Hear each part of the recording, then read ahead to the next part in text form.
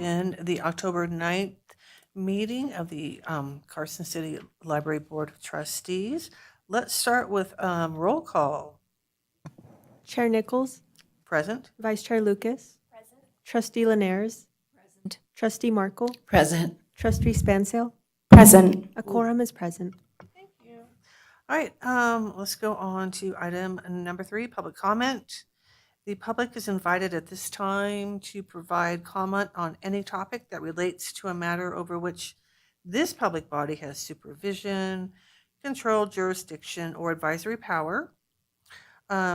No action may be taken on a matter raised during this period, and public comment, if you look at the other page, is limited to 3 minutes. And I don't see any public here. So we will move on. And I'd like, I'm sorry. Let's go to approval of minutes, and then I would like to jump to the library director's report, so we can get that out of the way, and then Dr. Steinman can have the rest of the time. So approval of minutes. Has everybody had a chance to look at the minutes? Can I get a motion to approve the minutes? Trustee Markle, I move that we approve the minutes of the meeting of September 11th. And do I have a second to approve the meeting? I second that. Ann Linares. Thank you. Everyone who, sorry, I'm like way ahead of myself and I don't know why. I'm blanking out now. All in favor? Thank you. All in favor? Blanking out. Aye. Opposed? Okay, motion passes. Okay, let's jump over to item number 6 and the library director's administrative reports.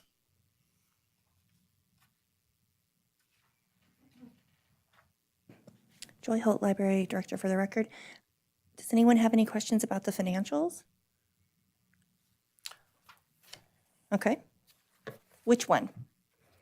Or all? Yes, I do have a question. Moment, getting to it.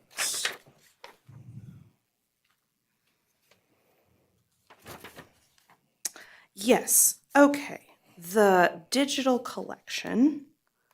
Are you in the gift fund? I am in the gift fund. So my question about that is, I remember at last meeting, we discussed that you were going to get some new digital collections because of some certain funding that came through. And I just wanted to clarify that that was that, or rather that this digital collection and the money that was spent on it was from that gift fund that we discussed last time. And I believe that was the Friends gift fund for the digital collection. Is that correct? Digital Collections is the Friends Yes. donation to the gift fund. Yes. The $5,000 extra that I was talking about is from the state Got it. through LSTA monies. And that grant just wrapped. And so you will see it reflected on the grant report Got it. when the funds come in. So the final, we had to have the money spent by the end of September, and then the final report is due to the state, at which point they'll send us a reimbursement check. Great. So, Thank you. and so part of the reason why you see that over, just that we're over budget is because we haven't pulled the money forward from the Friends money that we Yes. received in July. So. That was what I figured, and thank you for confirming that.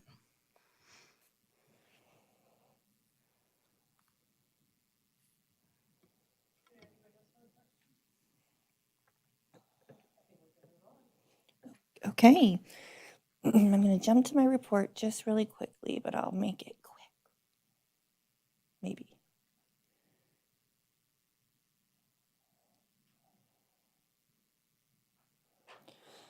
Okay, so you will see there that we did have some staffing updates. Our library position was filled by an internal candidate named Michael Hansen.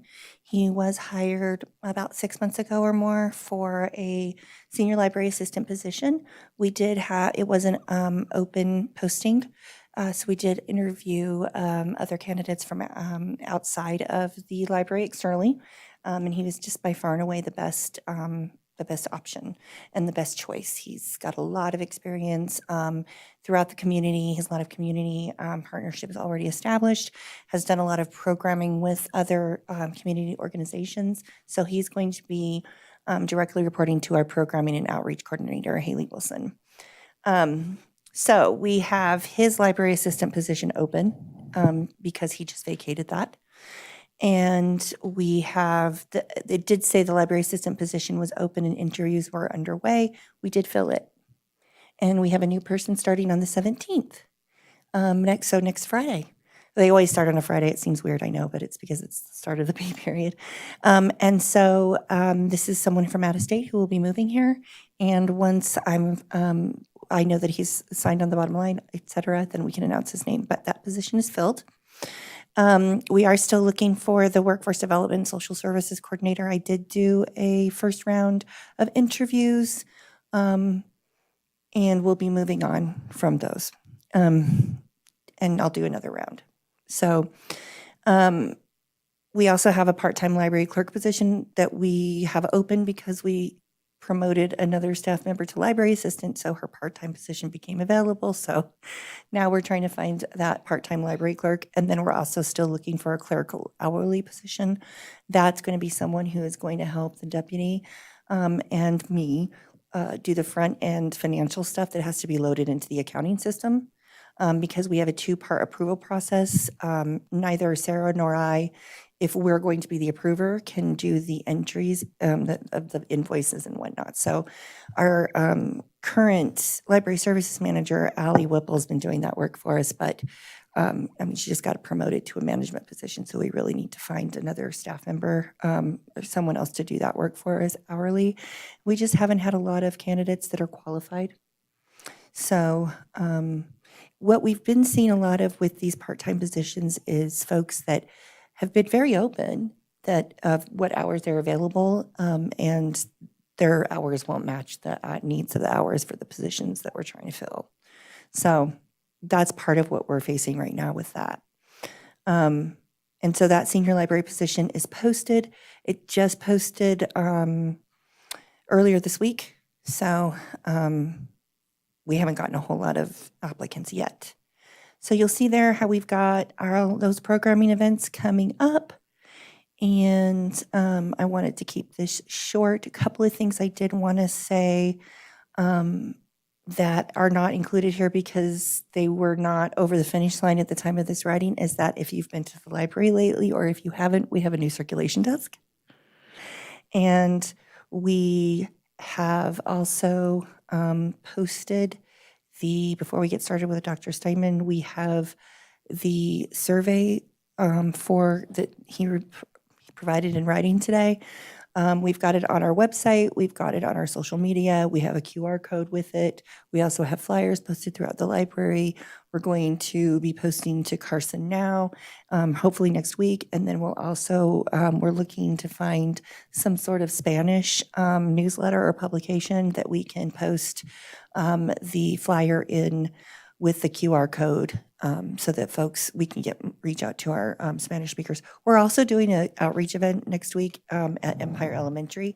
Empire Elementary has the largest Spanish-speaking student body of the community, so we will definitely take a Spanish version of the survey flyer and or paper surveys, but we'll also be taking those with us no matter what outreach event we're doing going forward. So we will be participating in Bonanza this year. Our theme is book characters. And it was Chair Nichols' idea. I'm going to be Willy Wonka.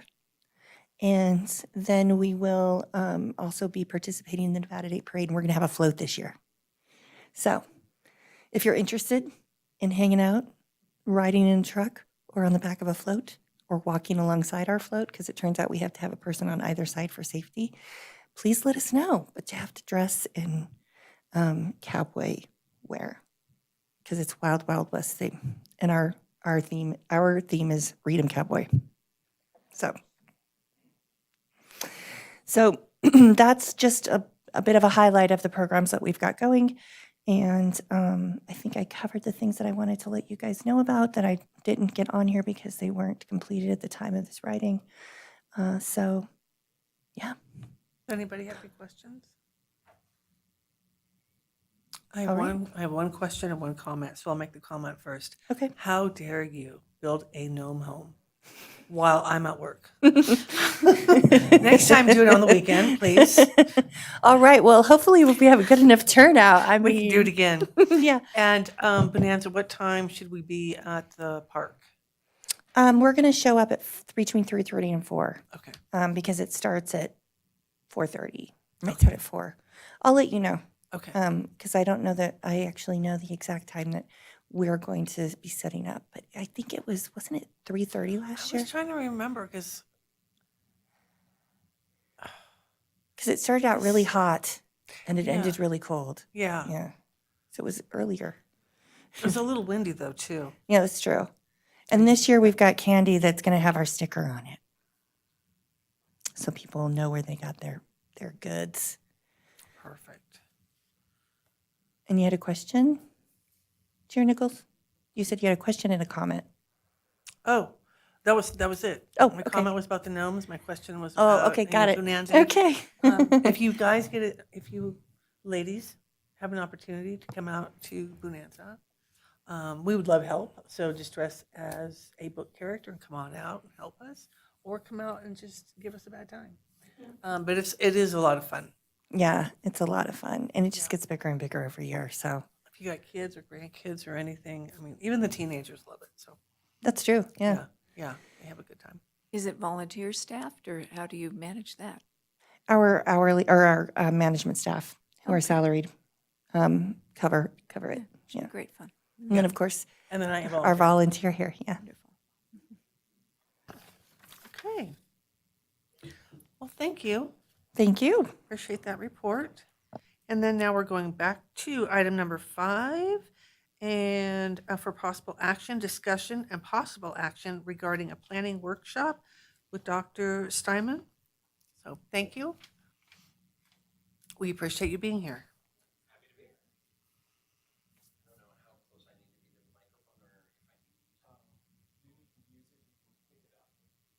Oh, that'll work perfectly. Well, for the record, Fred Steinman, I serve as the director of the University Center for Economic Development in the College of Business at the University of Nevada, Reno. And of course, here we are tonight to do a little strategic planning work as we work with the library to develop a new 5-year strategic plan covering the 2026 through 2030 period. And I might bother you to advance the slides if that's okay for me. Ran out of hands all of a sudden. So move to the next slide. Just to kind of give you a general overview of the strategic planning process and kind of what we're going to do tonight in this kind of mini and abbreviated workshop. A strategic plan, be it a community strategic plan, an economic development strategic plan, or an organizational strategic plan. And for this case in the Carson City Library, it's kind of a hybrid between community and organizational strategic plan. Our goal is always to provide relatively high-level direction and overview for an organization over that defined 5-year strategic planning horizon. A lot of the day-to-day direction is usually taken care of during the annual budgeting process, when you have a clearer idea of what your resources and resource constraints are going to be from one fiscal year to the next. The strategic plan is really there to provide overall guidance for that budgeting process and for the development long-term of various programs, resources, and services.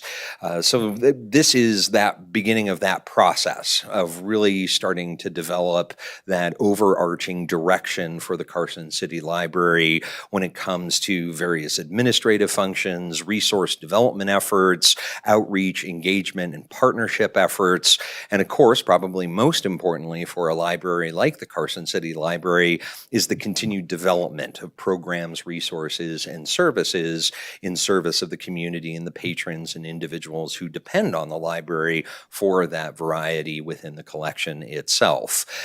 So again, while there's certainly plenty of opportunity to kind of get lost in the weeds on nitpicky details, we want to keep the discussion relatively high level. Again, we're almost kind of still at the beginning of the strategic planning process. Thanks to Joy's help, we've already done a whole series of one-on-one and small group interviews that I facilitated with library staff, I think about a month or so ago at this point. Hard to tell, the days just roll together. As Joy pointed out, we just launched the Community Needs Assessment Survey. Already, I think I just checked about 12, 15 responses already, which is great, although I do need to make a correction to the online survey on question 7, I believe it is, which I'll take care of tonight. But again, the collection of responses in that survey, as well as a whole bunch of socio-demographic, economic, and housing data for the community, for the region, for the state as a whole, will really, again, help inform the actual strategic planning workshops that will occur over the next couple of months. And of course, I'll work with Joy to arrange those. The general goal is to get one in before the holiday season starts, maybe around, I think we were talking about like the second week of November, and then come back right after the holidays just to kind of button up the strategic plan and make sure that the key elements, the new core values, mission statement, vision statement, goals, objectives, actionable items, implementation measures are something that there's general consensus on. And then, of course, once we get it all put together in a technical report, Joy and I will bring it to all of you for review, potential approval, and then the real work begins, right? The actual implementation of the strategic plan. And of course, as part of the fixed fee agreement between the Carson City Library and our Center for Economic Development, and as Joy has become an expert at this point, we come back every single year to do an annual update and review of that strategic plan, an opportunity just to kind of kick the tires on it and revise elements as needed and to make sure that we're on track as best we can when it comes to the implementation and achievement of specific goals and objectives. So again, that's kind of the purpose today. Next slide. Our agenda for our kind of mini workshop today is pretty straightforward. Again, our goal is not to write the strategic plan tonight. This is one in a series of steps towards the development of a strategic plan, but I'll be peppering you with some questions to get your input on some items and some issues. I'll put it up on my pad of flip chart paper here. That will go in the blender that will be used during the strategic planning workshops that will ultimately be used to develop the strategic plan. We'll begin with just kind of a quick overview and kind of your assessment of kind of the current key elements, again, of kind of the current / expiring 5-year strategic plan. And then we can talk about the new stuff, right? You know, what are our current strengths and weaknesses? What are potential opportunities and threats for the next 5 years? And then get a little input from each of you on what you think the priority and primary issues that the library should be focusing on over the next 5 years should be. So pretty straightforward, not a root canal by any stretch of the imagination, and certainly not the last time you'll have an opportunity to provide input into the strategic planning process. So we'll move on to the next slide and then skip right past that one because it's really time to, again, kind of do the final overview, again, of the key elements of the current expiring strategic plan. So over the last 5 years, these have served as the library's core values. Core values are those unifying norms, principles, beliefs that essentially the organization demands that every single individual who represents the organization at any level live up to in conducting the organization's business. The core values that we developed 5 or so years ago, right before the pandemic and over the course of the pandemic, are access. All community members can access the library in a user-friendly setting. Accountability, and I promise this is the only time I'll actually read the slide, but I'll give you an opportunity to think about them. Accountability, our staff and volunteers will demonstrate a high level of responsibility and transparency. transparency, collaboration. We will work with other organizations and individuals to develop and deliver services, resources, and programs, i.e. the library's entire collection.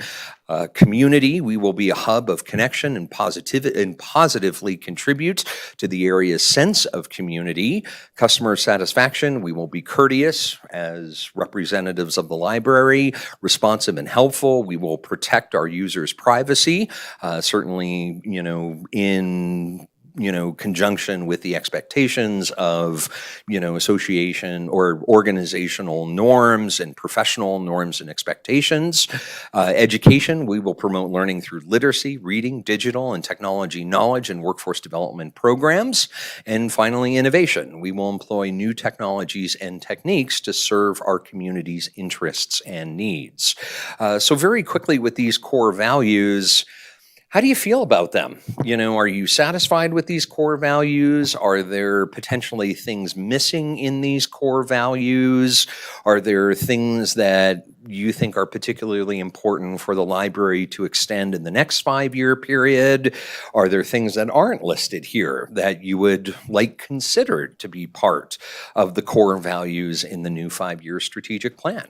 I'll leave it up to you to answer yay, nay, and provide me some insight. I think I've said this last time and it didn't really go too far, but I'm going to say it again. And I don't know if it's under community, part of community, but I appreciate everything that we do because we do amazing stuff. But I would really like to see more. I want to call it community events. We used to have. Oh gosh, we had some dancers come a couple times. One time it was like German dancers. We've had some Spanish dancers out there, just getting the community to come towards the library, and it's not necessarily related to the library, but more like this is this is a cultural event, and I'd like to see more of that. Great. Anything else about these core values? And again, an overarching thought like that is perfect, or maybe there's something specific, a certain individual core value you want to zero in on and say that's really good, or absolutely not, that's not one of our core values. Again, these are 5 or so years old at this point, so it's time to do a full refresh. Well, I kind of think that the library needs I think it's been called a refresh before, but an update in the look.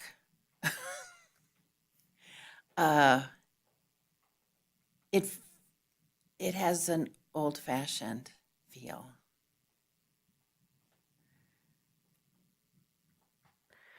Yeah, something I see that's missing here that seems important to me and that I've experienced at the library is being record keepers of the community, keeping important historical documents and important records of the goings on of the community. So maybe that kind of goes in with like cultural stewardship that the chair mentioned. But I think that there's something that seems missing here is like record keeping and being the stewards of knowledge that has been cultivated in our community for generations at this point. Awesome. Again, believe it or not, I can read this, which is the most important thing. Very, very much so. This all get typed up into a summary. So great. So we, have that idea of a refresh look, kind of maybe getting past the old-fashioned flavor of the physical nature of the library, stewardship of the history, of the community, being a center for community events, and more of that as a way to make the community more part of the library and the library more part of the community. Great. Yeah, I know we're not getting into the weeds, but I could see a possibility, because we have the technology of having people come in and tell their stories, and record their stories. So you could bring your grandmother in or something and record her life stories too. And give that to them. Kind of the oral history. Yeah. Speaking of refresh, I'm looking at the values here on a page, and it seems to me, and maybe I'm wrong, but it seems to me accountability and customer satisfaction kind of go together.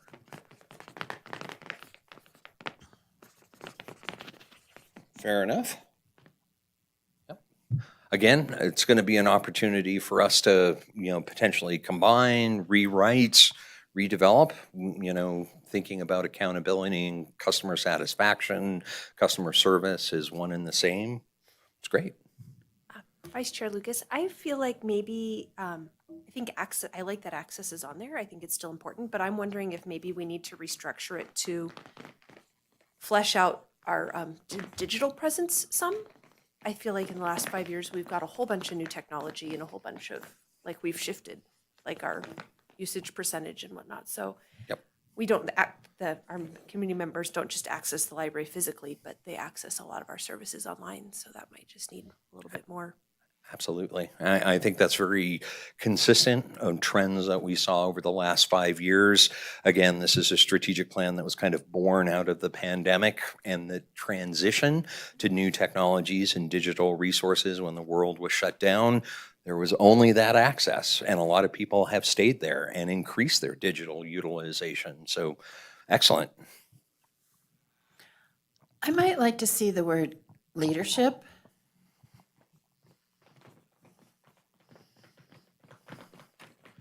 Any thought on how you would define that? Well, there's community leadership, there's library leadership within the library community. There's leadership with the technology and the literacy. Absolutely. There's one that's kind of absent from it, right? And the library's role in the community leadership. Love it. Right. I'm seeing a lot of cross, everything is highly connected here, and I think that that's wonderful, and it should be. And then when you try to tease it out, it becomes semantics as to, well, that could go here, or that could go there. But when I look at it, and I know we're not getting in the weeds, but I can't help but to not think, one of the things, sometimes we're so subtle, even though we don't think we are. And I think that the library needs to toot its own horn a little bit. And so when I look at community and I look at collaboration, I think it would be interesting, once you get more feedback from your surveys and that this moves forward, are there community members who would like to discuss with us how we can be a more active part of their, what does the Boys and Girls Club need from us? What do schools need from us? What does the Senior Center need from us? So I'm guessing that could already be happening, and that it might already be a dialogue, but it's subtle. And I think that would be a nice thing to have. It's important for the library to be important. And it's important for us to integrate ourselves through all of these things that I think are wonderful. Like I looked at it, I said, who's going to argue with any of those? I mean, they're fabulous. You guys did a great job. But I think that's my aspect, which is to be integrated and vocal with it. I think that would be part of it. And I know from a recent wonderful tour that I had of the library that there are many aspects of the library that I don't know if I can't judge whether they're underutilized, because I am not that authority to know whether they're underutilized, but that I think would be well publicized somehow, some way, if they are. If a person who knows more than I know thinks they're underutilized, what can we do to bring them to the forefront? Or if they're not, should we spend our resources on them? And so maybe that's somebody else's job. Maybe it's not. I don't know. No, I think that's a question that has come up in every single annual evaluation we've done. What are additional partnerships, and engagements that the library can engage in? As we've talked about, the challenge with partnerships is you need a dance partner. You may want to dance, but you need somebody else to dance with you. But maybe there's a marketing piece, a communication piece. It's a public entity, and as we know in the public sector, you communicate more, and when you're done communicating more, commute even more, and more and more and more. It's a never-ending process because there probably are services, resources, parts of the library that are underutilized that could probably be used more.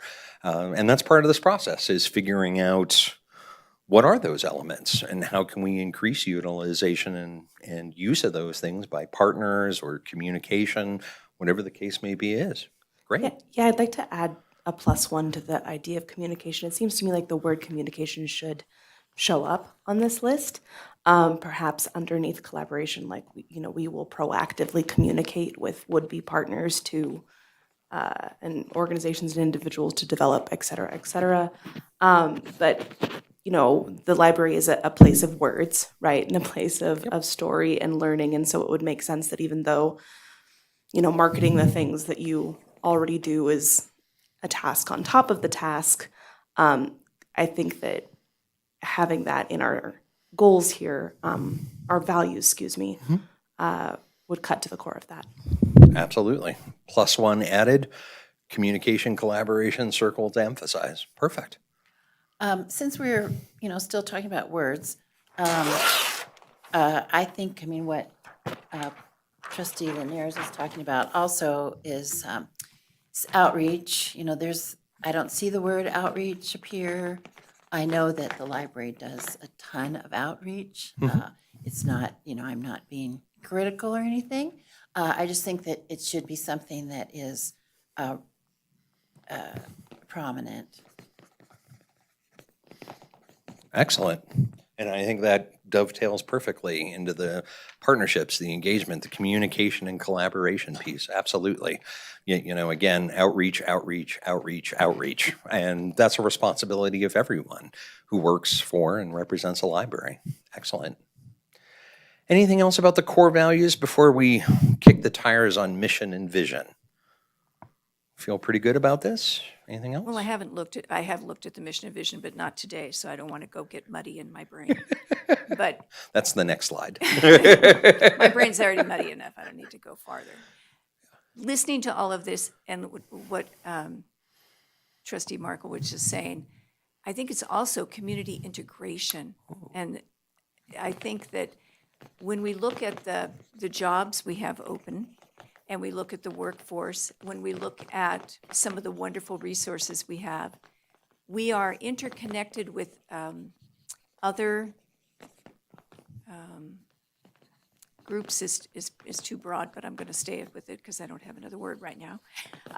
Entities in the community who do similar things, and yet our aspect may be different.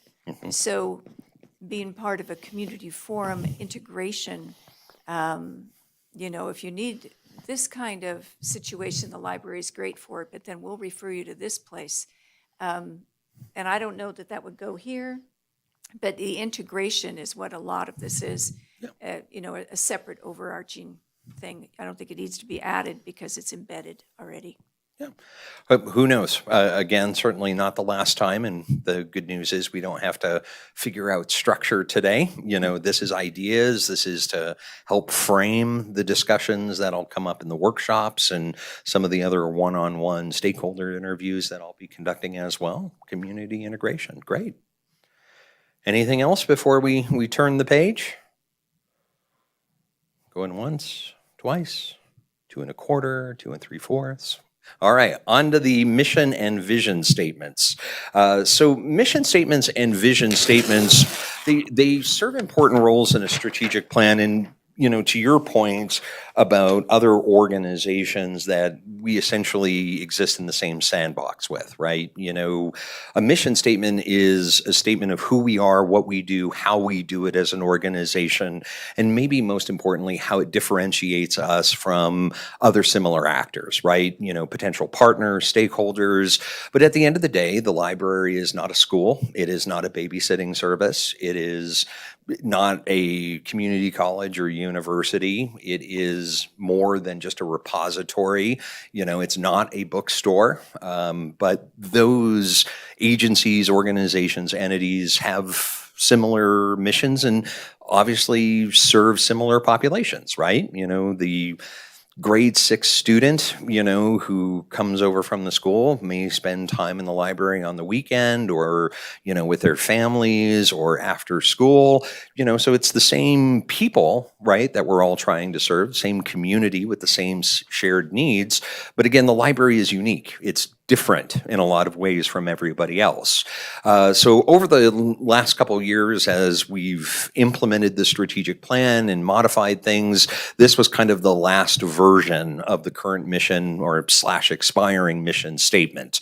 Through the development and delivery of services, programs, resources, sources of information, and by providing access to emerging technologies and to the library's facilities, the Carson Library supports and enhances our diverse community's quality of life. And again, we're not necessarily here to rewrite a new mission statement. That's going to come in the strategic planning workshops with all your engagement. But again, a similar question that I posed with the core values. Like, how do you feel about the general themes that are touched upon in this mission statement? Is it still relative? Are there themes that are missing from this mission statement that we might want to incorporate into a new one? Are there other ways to differentiate the library from those other players in the sandbox? What are your thoughts on this current mission statement? I have a question. Sure. Sorry. So I happen to have, I thought I had, the current, strategic plan here. And our vision and mission statement, or That might be an older is that an version. older one? That's older. Okay. Yeah. Because it says up till 24. Well, effective until 24. Right. But I think we, Did we update it? Okay. Yep. Then keep going, sorry. I just was kind of thrown by that. No, totally. And that's why, I keep putting these revised in because, over time, every year we've kicked the tires, we've tweaked it, especially through implementation. You're like, what we had last year really doesn't fit who we actually are in practice. It's like test driving an automobile. You find, okay, that needs adjustment or something. So I think this is, based upon the last technical report I had, this is the current tweaked one, which should be kind of similar to that. Well, I But just don't understand because it says revised in 23, but okay. This is just kind of weird that it's in here. No I'll worries. have to go back online and pull it up again. okay. We can definitely double check it. And maybe we don't need to talk about this particular version if maybe there's a question on whether or not this is the current version, but maybe just in a general sense, what does this organization do? How does it do it? What makes it different and unique from the schools and the bookshops and the Boys and Girls Club and everybody else in the community? What are the core themes in a mission statement we want to hit on? I'm curious about the phrase providing access to emerging technologies. I understand why that would be put in, initially when this period of time, began with the last cycle. But I'm thinking about the myriad of emerging technologies that we have now, and I'm asking myself, is it really the library's role put forward front and center in the mission statement to provide full community access to all of those things? I'm not denying that we shouldn't make emerging technologies available to patrons as makes sense for our budget and our community and our space, but it seems a little bizarre that literacy or promoting literacy is not in our mission statement or our vision statement, something that I feel is core to the library, but emerging technologies is. And I understand that a library, and ours especially, has to play that community role of helping with workforce support and integration. But I'm wondering if there's alternative ways to express that or to fold in literacy as a core to the mission statement as well. Excellent questions, and we can absolutely make that a central point of the work we'll do in the workshops, to develop a new mission statement. We'll pose that question, absolutely. I don't think I have an answer for you today, but it's perfect, and I think you got a point. I mean, a central mission of any library is literacy. So, yeah, maybe we should be touching upon that in the mission statement. Thought about the emerging technologies is that I could see a patron looking at this and being like, well, why don't you give me access to da da da? It says in your mission statement that you will provide access to da da da. And not that I think that most of our patrons are in that sort of frame of mind, but this is part of the work of what we do with crafting these sorts of statements out of the soup that is all of these comments, right? Is like, okay, if someone were to zero in on a phrase here, could we, in good conscience, reply back to them, well, here we go. So I do not feel that if a patron asked me right now, understanding that I am, in the capacity that I am, and the director is in the capacity she's in, and same thing with all the staff, I could not say, oh, yes, I know exactly about the emerging technologies that we are slated to provide you access for. Although I might be able to make comments on what we currently provide. So that just seems like kind of an opening. So thank you for taking that note. I appreciate it. We'll put it in the blender, absolutely. Other thoughts about the mission statement? And again, maybe more broadly, your thoughts about what the mission should be. I agree about literacy. One of the things that I feel like after the last strategic plan, the word literacy was hardly mentioned at all. A reading was there and access, but I agree, literacy is important. And words are important. And I would like to see something that is more, I don't really want to say future looking. I feel like the words in this particular mission statement are the kind of words, a PhD professor would write. Thankfully, I don't have a PhD, but a DPPD, but point well taken. Not all of our community accesses or has that.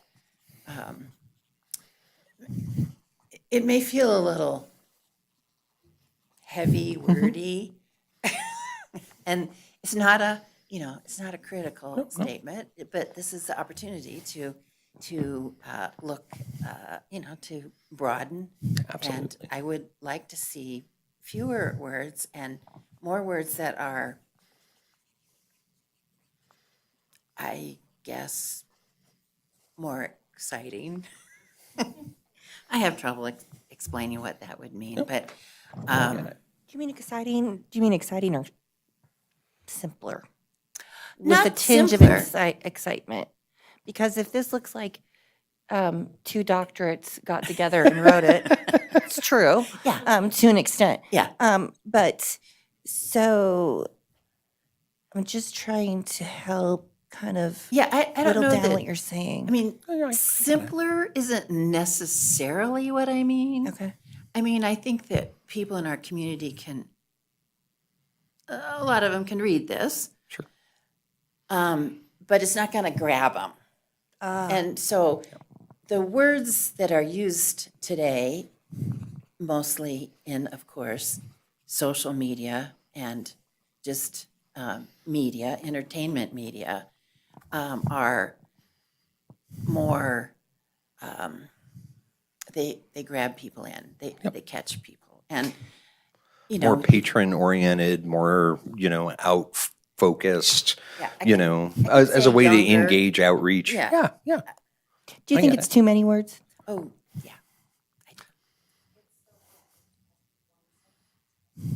1-2 sentences, yeah, you don't want to pass that point, and then it's just a dissertation essentially. So Yeah, to continue we the actually had a metaphor. lot of conversations about this too. Yeah, I mean Okay, that's yeah. the whole purpose of this, right? Is to get these ideas to the forefront, and who is being served, by these key elements of the strategic plan, like the mission statement.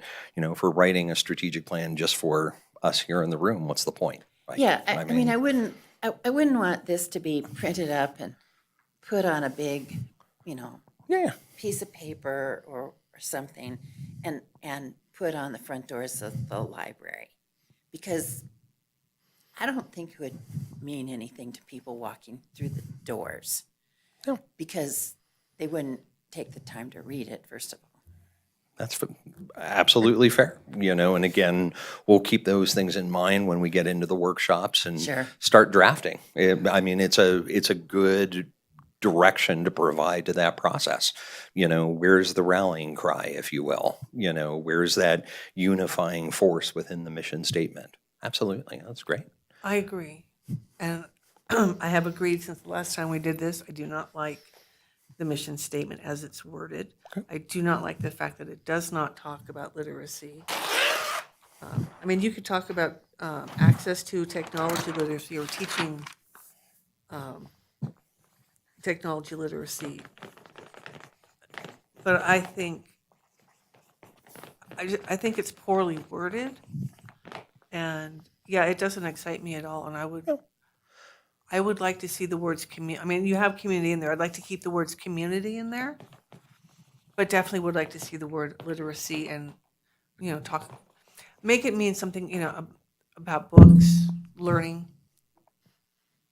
Yeah, literacy is definitely more than books. Right. So, you Yeah, you don't want to learning. limit it to books. But, No. yeah, I know what you're talking about. Yeah, So- I think we're on the same page. Totally on board with that. And I mean, part of, I think, the challenge when you get to the end of a 5-year strategic plan, it's been modified and changed and revised so many times that by the end of it, it loses its meaning in that initial intent when it was first developed. And that's why we set 5-year term limits on a strategic plan, because by the end of 5 years, some of them just become kind of Frankenstein monsters. And this is the opportunity to kind of wipe everything away and start with a clean piece of paper. But these ideas are part of structuring, right? What's going to be put on that clean piece of paper. So great, absolutely. Let's make sure literacy is highlighted. And, we don't have to put it necessarily in the mission statement, but in the strategic plan of what that means, how we define literacy. Well, I can see, in my head, Yeah. I can see big, giant signs that, sort of break out literacy into, like you see in a school or a classroom or something, into syllables. And so that literacy becomes sort of, integrated into the structure, not really the structure, but the Culture? Yeah, I mean, mission, into the the person, library. yeah. Into the library. So To the when- daily functions of the because library. Yeah. We know that literacy is a word that maybe not a lot of people understand. And that may be why it didn't get into this mission statement, because literacy, what does literacy mean? Yep. So But- we but- have to teach people what literacy means. Yeah, part of that outreach we talked about in the core values is teaching, like you said, people teaching the public what literacy actually means. I think I love it. also, at least for me, working in the private sector for as long as I did, the mission statement also speaks to who works there. So when you're going through the doors and you read, wherever your company's mission statement, it should excite you too. It should make you proud to be there.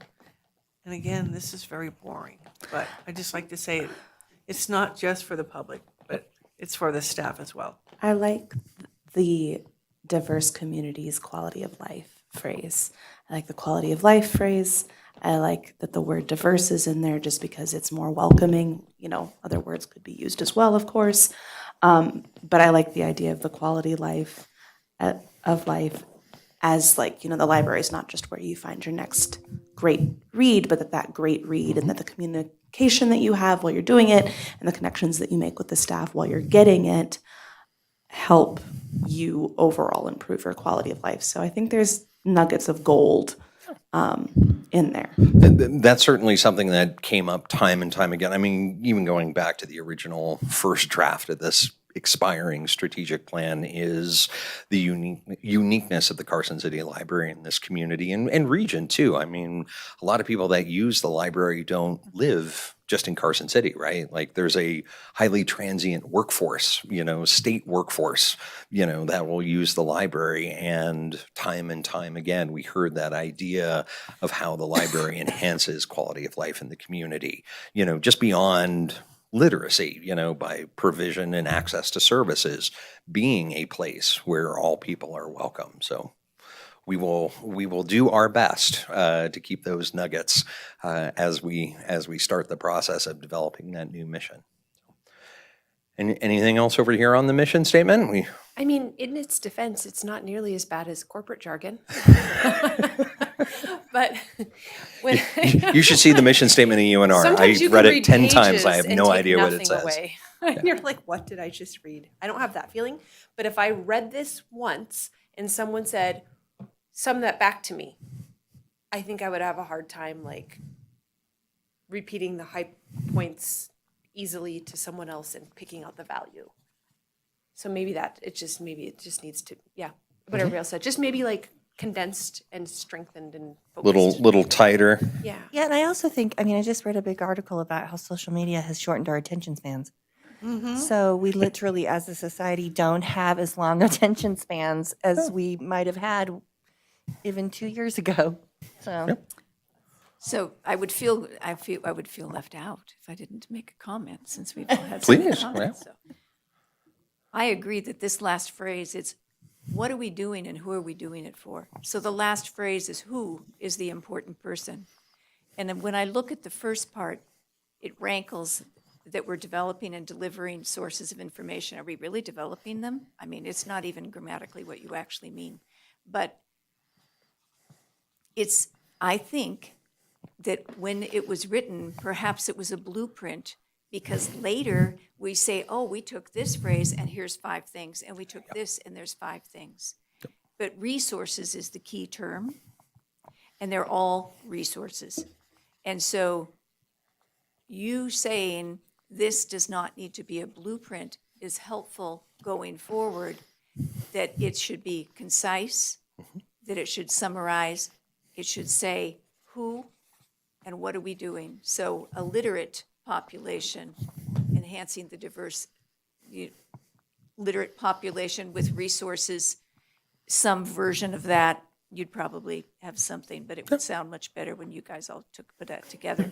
So I totally agree, but I think it looks to me like we have to put it in here so that later we can have it and we can say it's here because we had it there. And that, I think, was what happened. That's what it looks like to me. Definitely part of that Frankenstein's monster, elements get pushed together.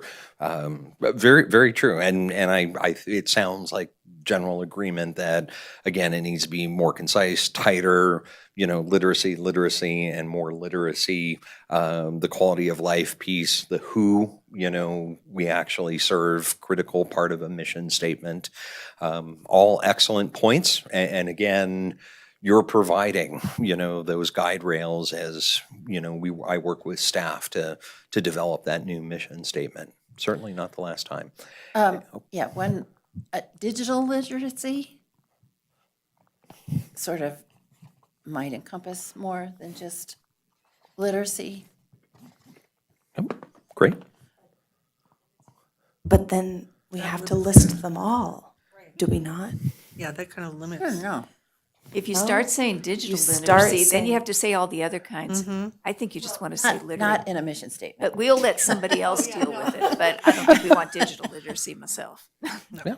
Good. I think you mentioned, Dr. Steinem, how are we different than a school? How are we different than a community center? How are we different? And I think that's part of the question that has to be held in our minds while we're considering this soup, this blender, this extended metaphor of what we're doing here. Because we are not a school.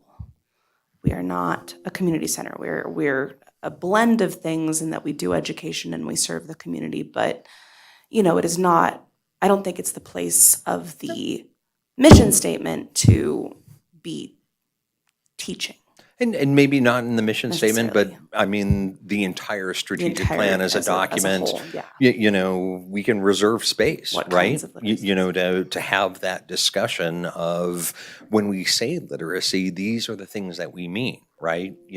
From A to Z and all points in between. So I think it's important even for tonight, to note that there are different types of literacy. So when we get into the strategic planning workshops, we'll dedicate some time to having that conversation. Okay, what are you going to do in the digital literacy space? And we can build specific goals just around that idea that maybe aren't necessarily in a 20-word mission statement, but comprise a series of 10. goals. 10 words. Or 10 words, well, exactly. Get it tight, concise. Tight 12 and 12 concise. would be the max. Baker's dozen, maybe, Anything else with the mission statement before we talk about the vision statement? Feels petty, but in your opinion, what's the difference between mission and vision? Like, what are the purpose of the two? So What are we differentiating? mission statements are typically a statement of who we are today, and vision statements are the aspirational, right? At the end of 5 years, when it is time to get out the mission accomplished banner and have a party at the end of a 5-year strategic planning horizon, this is who we are, right? This is the mountaintop of all our efforts, the achievement of all our goals, all our objectives, which we know isn't going to happen because things happen. That's where we want to be. So the vision statement, mission statements are rallying points. They should be, to a point, getting staff out of bed and excited about showing up to work and doing good in the community. But the vision statement is more the rallying cry, right? It's this is what we're fighting for. We want to be this. We're not this quite yet, but boy, if we could wave a magic wand and achieve anything, this is the ultimate goal. This is when we just retire, right? We say mission accomplished. There's nothing more for us to do. We're done. We did it. So that's how I typically think of mission versus vision. Mission is here today. Vision is tomorrow at the end. Well, I really don't like the vision statement. Yep. So let me read it out really quickly. So it is, and again, bit of a Frankenstein's monster. It's the results of many of modification. But the current vision statement, the Carson City Library will be a welcoming and vibrant hub for communication, discovery, and learning. So to the chair's comments, what don't you like about it? We will be welcoming. We are welcoming. So I can see the Carson City Library will be a major, something like that, but I take out welcoming because we are welcoming already. That shouldn't be a vision statement. We should be there.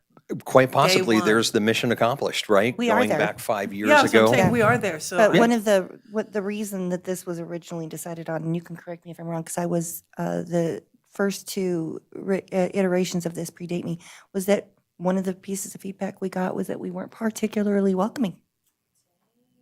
Right? Yeah, we saw that in the first survey responses that we did in 2020. Then we did a follow-up a year later because pandemic. And that was kind of a consistent message from the survey results. And also a lot of the one-on-one stakeholder interviews I did with people outside the library. So I met with like city staff, school district people, folks at Western Nevada College, and they were like, we kind of forget you're there because we don't think you're very welcoming in a collaborative world. So maybe to your point, mission accomplished. We actually accomplished what we set out to do 5 years ago. And if we are welcoming now, we don't need to claim it as a further point. I mean, we still want to be probably, right? We don't Oh, want yeah, we to. continue, but Yeah, I'm yeah, just saying, yeah. and then you would say, we will continue to be a welcoming. Do you know what I mean? Well, yeah, But- yeah. but We'll you- play with the wording later, Yeah, but but I just will be. I just don't like will be. yeah, I mission think accomplished. you're right, Try. though. I think we actually, at the end of the day, all of these reports and conversations that we have really have, hopefully have done a decent job of, or a good job of pointing out that we have met this vision statement. And so now where are we, here's where we are, that's our mission, right? And where are we going? And I think we've gotten there, which isn't to mean that we should retire. It's that we should up the ante and or, strive for the next level beyond this. And I really hope that the responses we get to the survey do reflect that we have greatly improved our sense of welcoming to the community. I can only base it on the comments and feedback that we get from folks. And I mean, I would say that we get a lot of positive feedback, and I always take that very seriously because people are so much more willing to talk about negative stuff. But we get a lot of really positive feedback too. So I think that we've reached that, I dare say. Well, I have a question. Sorry, I didn't mean to cut you off, but I do have a question. So wouldn't it be better to revisit the vision statement after we've done the survey and we hear from the community and, the stakeholders, this is what you're lacking, this is, Totally. this is, because maybe we're not as welcome as we think we are, but I just don't think us coming up with something tonight. And we absolutely will. Again, like I said, this is the very, very first pass on this. We will absolutely want, that input from the one-on-ones, the survey, absolutely. This is kind of just, again, if you all think that this is mission accomplished and we don't need to worry about, we have to be welcoming, we are welcoming. I mean, that's all we have to say. We don't have to get deeper into that. We'll have that opportunity to come back to all of this with that blank piece of paper. And really quickly about the survey, so a lot of the questions that we've asked on this survey are identical to the questions we asked 5 or so years ago. So we're going to be able to directly compare and see the results and see what's the movement, right? And maybe where there's some movement maybe in the wrong direction, who knows? We'll be running the survey for a whole month. We've talked about, or the directors already talked about ways that we're going to get the survey into a lot of people's hands. So I think you're right. I think in a lot of ways it's up to the public to tell us to a degree what the vision should be within guidelines, right? Like, if they come back and say, well, we want you to spend $10 billion on literacy, I'd love to, but I mean, some things are just not going to be realistic, but we can just say, you know what? And again, it's up to you. I mean, maybe there are other opinions about maybe the library still needs to aspire to become a welcoming hub, but maybe not. Thoughts I from? don't know that it's worth discussing tonight. I echo what she says because it's perceptual, and our perception is not necessarily the most important one. It's the people, the perception of the people who come to the library, and possibly more important, the people who don't, is the perception we need. And we are inside the bubble. Sure. We cannot see what other people see when they come to the library. It is why in these strategic planning processes, we always do things like these surveys, external one-on-ones. We look at a mountain of socio-demographic, economic, and housing data for the community in the region because it is easy to get in the bubble, tunnel vision, right? And it's the purpose of doing a strategic plan every 5 years and annual updates because it's an opportunity to pull back from the insanity of day-to-day life and activity, right? And just stand back and go, where are we and where do we want to go? Which you can't do on a daily basis because you're just putting fires out. Right. Thank you. I have a quick question about, because you mentioned that the questions on this survey are quite similar, if not identical, to the ones in the last one. Do we happen to know off the top of our collective heads here how many survey responses we got last time? I should have looked that up. I think it was around 400 or Around so. 400 or so, It's okay. in the very first technical report that summarizes the Okay. survey. So I will double check that and get you an Sweet. exact answer. But I think it was about 400, 450. It was Okay. like 500 I'm just kind years of ago. thinking so. about, now that I understand that we can sort of directly compare some of those, like other data points we could directly compare. Yeah, I think, and we did that by design. Yeah. So that we could see, are we moving the needle? Right. And you really can't figure that out. If you don't, keep it somewhat similar. You know, There are some new questions in Yeah. there. So we added a couple questions like about specific community needs. You know, what are your household's various healthcare needs? What are your household's various, you know, workforce job placement needs? Again, that would speak to potential programming and resource development moving forward, potential partnerships too, right? You know, hospital, clinics, the college, the university, cooperative extension, state agencies, who knows? But this time around, we added those community-specific questions just to kind of get a better idea of what are people dealing with on a daily basis in the community. So, but a lot of the other questions like rank facilities, rank staff, rank programs, rank resources are almost identical word from the survey 5 years ago. So we'll see that direct comparison. Okay, I have a comment. I agree to a degree that, you know, and I don't think we're writing a vision statement right now, but a vision statement, as you mentioned, should be aspirational, but it's not it's not just the community. The library is, I'll say designed, I don't know if designed is the right word, but it's managed by professionals in the field. And professionals in the field are professionals, you know, they recognize and look for what the community needs.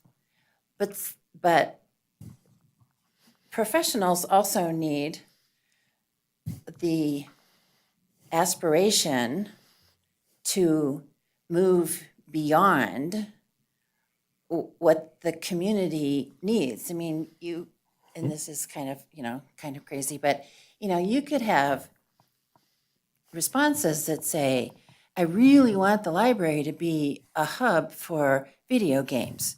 And you get many responses about that. And so then you have to step back and you have to let the professional staff say, oh, wait a minute.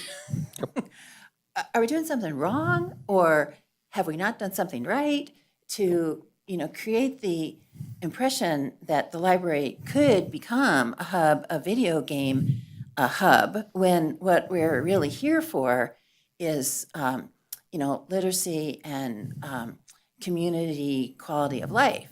So please don't think that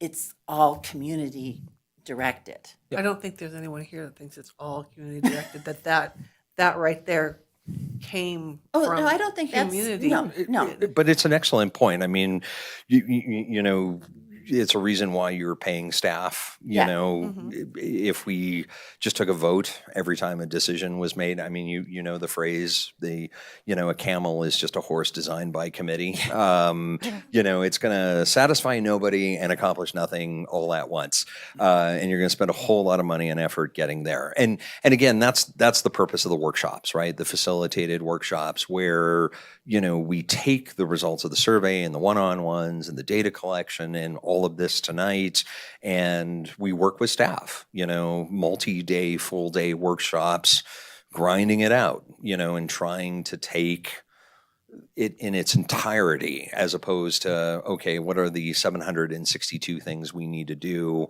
over the next 5 years? And again, that's the idea of a strategic plan being a relatively high-level document, right? Yeah. Not to micromanage the day-to-day stuff and say, well, you need a video game program. But it's an absolutely important warning, because even in the workshops, there sometimes is a tendency to get too lost in the weeds, and you're not developing a strategic plan. What you're developing now is resources and programs.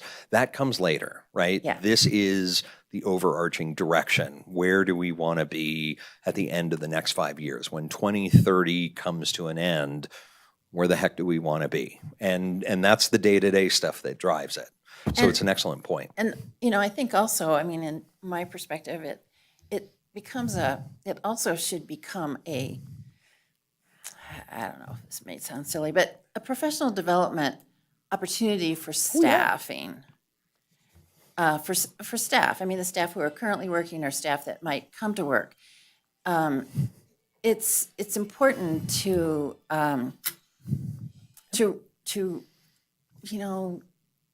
make sure that the people who work in the library, the staff, are are buying into this. And I know that, you're working with this, all of that. So I'm not worried or anything, but I just want to make sure. That's a great point too. In fact, the last couple of annual updates were done during professional development days Yeah. for exactly that reason, right? It is a professional development But opportunity as well. sometimes it's an opportunity to, like Joy said, to step up a bit. And it can be a step up for professionals and staff as well as the community. 100%. And then one other word, or maybe it's two words, but lifelong learning. I want that in there somewhere. Technically 3 words, but we never it know how to depends, handle it depends. life. and- Lifelong? Right? Yeah, fair, close enough, right? Awesome. I would like to interject that the results that we're going to get are going to come from the way that those questions are written. Inevitably, May not yeah. think a library should do STEM at all, but the question was there, so I'll give you an answer. Sure, why not? Sure. People may think, why would I go to the library for workforce? Well, they asked about it, so I'll give you. And I'll give honestly, you that. So that directs the way that those questions are asked, or even the concept of what those questions are, because they are not, there are open-ended ones, but there's a very directed focus on series of questions in there. That's like, I'm going to lead you, wink, wink, and tell you I'm not leading you, but we are. So we need to be mindful in these, when you have those meetings with people, to somehow maneuver it so that people feel they can say something that wasn't on there, or 100%. say, that's all great, but, because if you want STEM, you ask 5 questions about STEM, and people will start to think that's what you're supposed to do. I think we should not be blasé about that we have to take that into consideration. I'm only smiling because, in a nutshell, you have summed up every challenge we have with survey work, right? How many questions do you ask? How do you phrase things? Like, you don't want to necessarily steer people in particular directions. You do want people to almost kind of find their path to a degree. On the flip side, if it's a little too nebulous, people just get lost in translation, and it is If an it's too age-old problem. open-ended, Yeah, then people will say, yeah, it's fine. and as an FYI, like the survey we're using, is one that has been developed by the Center for Economic Development. We've used almost not quite carbon copy, but very similar language for 6, 7 other library systems in the state. And a lot of it is also modeled off of the state library's comprehensive master plan for the state. So like some of those topics, because we're a public library, part of that larger statewide library ecosystem, there's an expectation the state money that we get, God bless the state government, but they never give you anything for free. They expect something out of it. And to a degree, it's sometimes alignment with state expectations, with guardrails. So every time we run the survey, and this one too 5 years ago, your point of some people may think like this is not the domain of a public library. Inevitably, there are always responses. For every time I've run the survey in every part of the state, we get those responses. People are like, I don't know why the library is involved in vocational and workforce development. What are you doing in STEM? And sometimes that's an opportunity to educate the public, the outreach piece we've talked about. And in other points, it's a time to listen to them and go, you know what? If enough people are saying, why are you involved in this space? Well, then we have to have an internal conversation, be like, well, maybe we shouldn't be. And I appreciate you saying that, yeah. because that is, it's just something you Oh, know yeah. about the way the questions are And, asked. in and any- in I any have seen that circumstance, response any in circumstance. urban, rural, and all points in between. I mean, we've done this survey in like Tonopah and Yerington and Elko, and inevitably there's a group of the population that says that and says that's not what I expect of my library in my community. And that's a fair point, and that's something we'll take into consideration when we put it all into the blender in the workshops for sure. Anything about the vision? There are a few other things I want to pester you on, but I want to be respectful of your time. This has been all great, so I love it all. I just want to make sure I'm not keeping you here till midnight. I don't want to be here till midnight. Neither do you. All right. We won't talk about the next slide if we can move on, or the next couple. This is really for your FYI. If you can just go to slide 7, the very next one, the first set of goals. We'll move through them relatively quick. I just wanted to make sure that you had it in your handout packets. Now, obviously, once we start crafting a mission and a vision, we want to construct goals that are tied to that new mission and vision, because how you achieve and live your mission and vision is through your goals and objectives. But I just wanted to give you this FYI, right? This is kind of where we ended the last 5 years of the current 5-year strategic plan. And these goals really are Frankenstein monsters with their associated objectives. Again, constant update and revision as you accomplish something. You keep moving on to something else. The first kind of priority goal area for the current expiring strategic plan was services, programs, and resources. Again, kind of a reflection that the library had gotten past a lot of the administrative challenges during the pandemic, right? And we could get back to the business of actually engaging with patrons. And for this priority goal area, these were 8 associated objectives. Again, this pretty much just gets wiped away completely, only because we'll want to develop a whole new set of strategic goals, objectives, and actionable items. I'm just kind of giving you this heads up and FYI, as this is where we ended the last 5 years. So that was goal 1. Goal 2 on the next one was operational improvements. Again, some of this as kind of a hangover from the pandemic, ongoing lingering budget issues. We know what revenues and resources were like. We were in a recession, and to a degree, we're still facing inflationary pressures and economic uncertainty. So we wanted to constantly be focused on improving operations of the library to ensure that we're doing the things that we want to do in service of patron needs, but doing it efficiently and effectively as well, right? It's public resources, tax dollars at the end of the day. We need to be smart about it. And again, 6 associated objectives, but most of this just kind of gets swept away and we write new moving forward. Next slide.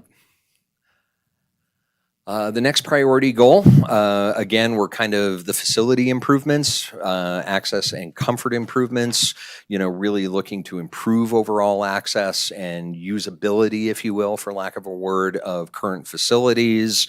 Again, to ensure that the library is user-friendly, right? People can come in the front door and do the things that they want to do. 5 associated objectives. Quite a few of them, are just kind of not relevant at this point in kind of the preliminary discussions with staff. But I imagine to a degree, facility improvements are still going to be part of the strategic plan. I mean, it can never be as great as we want it to be. But again, kind of the 3A priority area. And the 3B priority goal area, next slide, was simply additional facility and space improvements. And this is a goal that's kind of contracted over time. Again, budgetary realities, where we are in the community, there's only so much that you can do, especially with an aging facility, that might be getting closer and closer to the end of its useful life.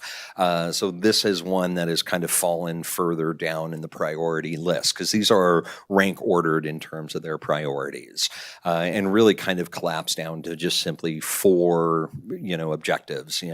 Leverage the existing facilities, purchase collaborative collaborative and inspiring furniture, develop options for flexible and innovative uses of community spaces within the library, and then explore possibilities to grow and expand.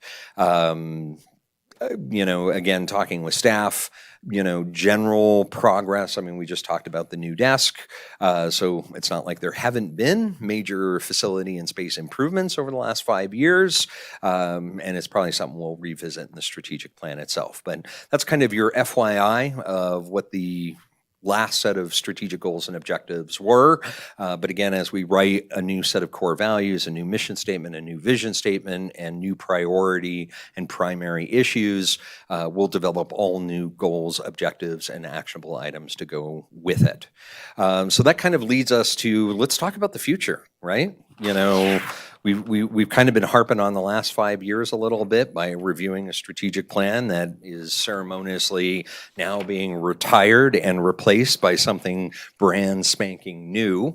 Again, the typical strategic planning exercise is to do a SWOT analysis: strengths, weaknesses, opportunities, and threats.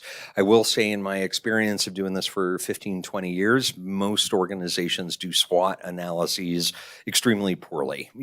Strengths and opportunities are considered the same thing, as well as weaknesses and threats. And then it's just a confusing exercise, and you don't really get anything out of it. Opportunity now in the next couple minutes for us to brainstorm some of these elements. Things to keep in mind is strengths and weaknesses are internal and existing conditions, right? Strengths are existing assets, tangible, intangible, that we can use here, now, today, October 9th, 2025, to do cool stuff, right? To produce value. Weaknesses are the deficiencies, right? Everything that we don't have right here, now, today, that we absolutely need. And of course, by identifying strengths and identifying weaknesses, that suggests potential goals, objectives, and actionable items, right? Because an actionable item is shore up your weaknesses, right? If you say we don't have enough money as a major weakness, well, maybe that's an actionable item. We need more money, right? How do we get it?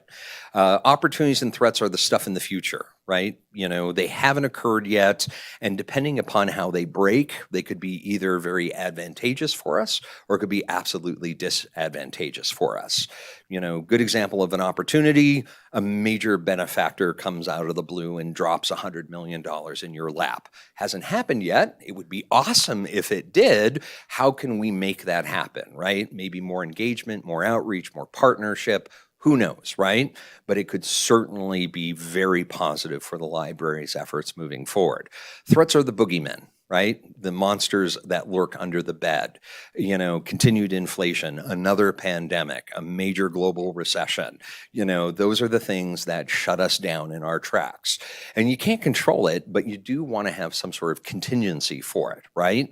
In 2018, 2019, none of us were thinking about, well, what happens when the government tells us to shut down and close our doors?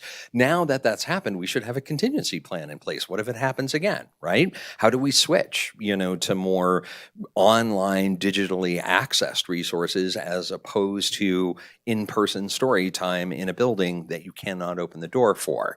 It hasn't happened yet, and we pray to God it never does, but if it does happen, what can we do to kind of address it? So that's the mentality, mindset I kind of want you to have as we kind of work through this.